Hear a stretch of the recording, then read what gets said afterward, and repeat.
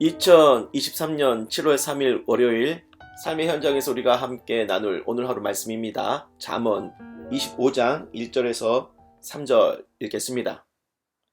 이것도 솔로몬의 잠언이요 유다 왕 히스기야의 신하들이 편집한 것이니라. 이를 숨기는 것은 하나님의 영화요 이를 살피는 것은 왕의 영화니라. 하늘의 높음과 땅의 깊음같이 왕의 마음은 헤아릴 수 없느니라. 아멘. 오늘은 잠언 54번째 시간, 왕은 하나님의 일을 살핀다. 이 제목으로 잠언 묵상합니다.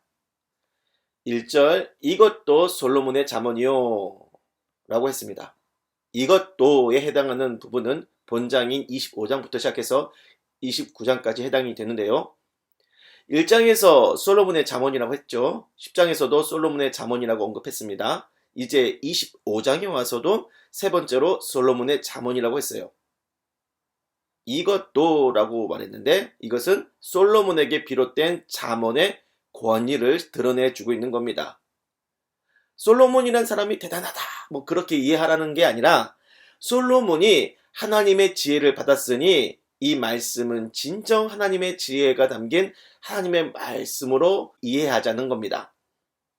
한 가지 더 중요한 코멘트를 달면 이 글은 솔로몬이 직접 편찬한 것이 아니고 히스기야 왕의 신하들이 솔로몬의 잠언을 모아 편집을 한 거예요.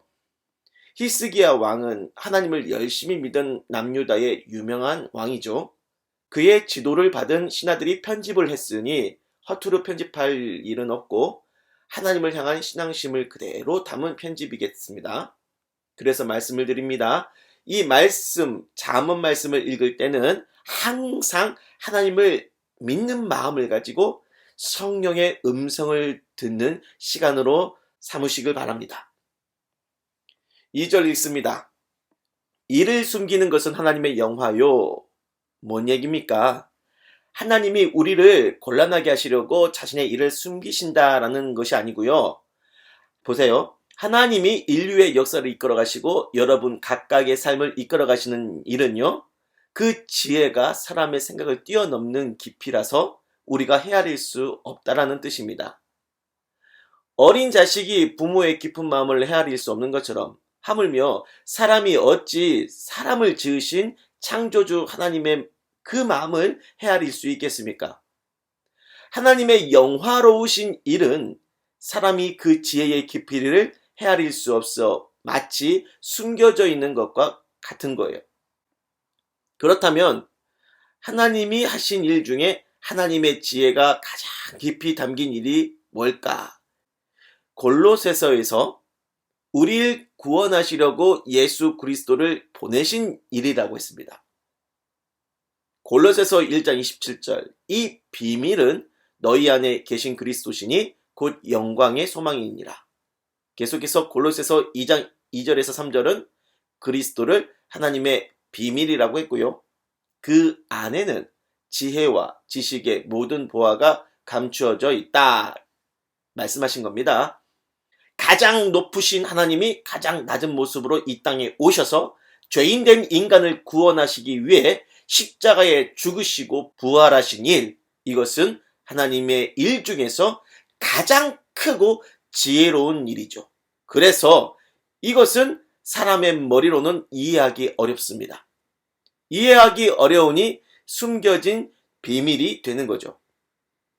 하지만 이 헤아리기 어려운 하나님의 비밀을 깨닫고 이해하는 자가 누구냐? 그리스도인입니다. 그리스도인. 그리스도인이 머리가 좋아서 하나님의 일을, 하나님의 비밀을 깨닫는 것이 아니고 성령께서 이 하나님의 비밀, 그리스도를 깨닫게 해주시는 거예요. 그런 의미를 생각하면서 2절을 다시 읽습니다. 이를 숨기는 것은 하나님의 영화요. 이를 살피는 것은 왕의 영화니라. 왕은 하나님의 일을 깨달아 그 일을 수행하여 나라를 다스리는 자예요. 왕이 하나님의 일을 어떻게 깨달아 살필 수 있느냐? 왕의 혈통이 특별해서냐? 신분이 높아서 그런 거냐? 최고의 교육을 받아서 그런 거냐? 아닙니다. 나라를 다스리는 하나님의 일을 해야 하니까 하나님의 성령이 그 일 잘하라고 그의 마음에 하나님의 일을 깨닫게 하시는 겁니다. 그렇다 보니 하나님의 일을 살피지 못하는 일반 사람들 입장에서는요, 하나님의 일을 살피는 왕의 마음을 헤아리기 어렵다. 3절이 말씀하는 거예요. 그래서요, 오늘날 그 왕처럼 하나님의 일을 살피는 자가 누굴까요? 하나님의 사명을 가지고 복음을 전하는 그리스도인입니다. 그리스도인은 하나님의 일을 깨닫고 드러내는 사람이에요.